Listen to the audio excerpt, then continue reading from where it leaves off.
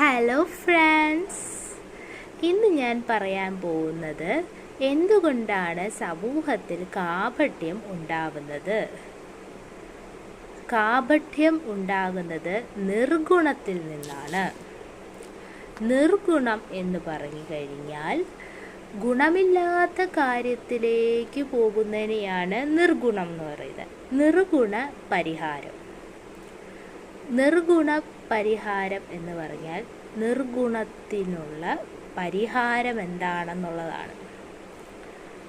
എന്ന് വെച്ച് കഴിഞ്ഞാൽ ദുർഗുണ പരിഹാര പാഠശാലയിൽ ഒരു കുട്ടിയെ കൊണ്ടുപോകുന്നത് എന്തുകൊണ്ടാണ്?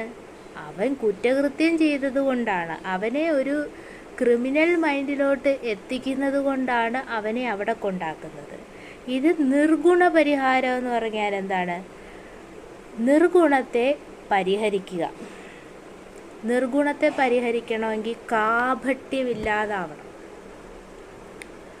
ഒരാളെ എങ്ങനെ സ്നേഹിക്കണം, ഒരാളെ എങ്ങനെ പരിചരിക്കണം, ഇതൊന്നും നമ്മുടെ സമൂഹത്തിൽ ആരും തന്നെ വലിയ പ്രാധാന്യം കൊടുക്കുന്നില്ലെന്നാണ് എനിക്ക് തോന്നിയിട്ടുള്ളത്.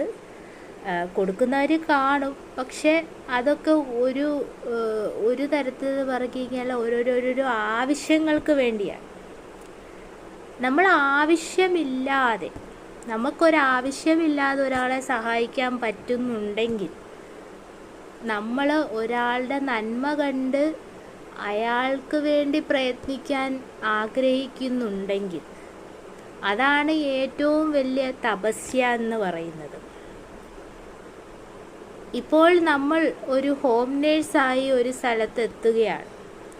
അവിടെ നമ്മൾ ജോലി ചെയ്യുന്നത് നമുക്ക് പൈസയ്ക്ക് വേണ്ടിയാണ്, അല്ലേ? എന്നിരുന്നാൽ പോലെ ഒരമ്മ ഒരു കുട്ടിയെ നോക്കുന്നത് പൈസയ്ക്ക് വേണ്ടിയാണോ? അല്ല. ഒരമ്മ ഒരു കുട്ടിയെ നോക്കുന്നത് ആ കുട്ടിയെ വളർത്തി വലുതാക്കാൻ വേണ്ടിയാണ്. അതുപോലെ തന്നെയാണ് നമ്മൾ ഒരു സമൂഹത്തെ വളർത്തിയെടുക്കുമ്പോൾ അതിൽ ലാഭമോ നഷ്ടമോ നോക്കരുത്. ലാഭമോ നഷ്ടമോ നോക്കാതെ ഒരു പ്രവൃത്തി ചെയ്യുമ്പോൾ അവിടെ നിർഗുണത്തിനും പരിഹാരം ഉണ്ടാവുന്നു. ഗുണത്തിന് വേണ്ടി നമ്മൾ മുന്നേറാൻ ശ്രമിക്കുക.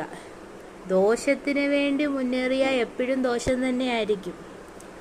ഗുണത്തിന് വേണ്ടി മുന്നേറിയാൽ എല്ലാവർക്കും ഗുണം തന്നെ. ഗുണം ദോഷമാകാതെ ഇരിക്കട്ടെ, അല്ലേ? ദോഷം ഗുണത്തിൽ ചെന്ന് പെടുക.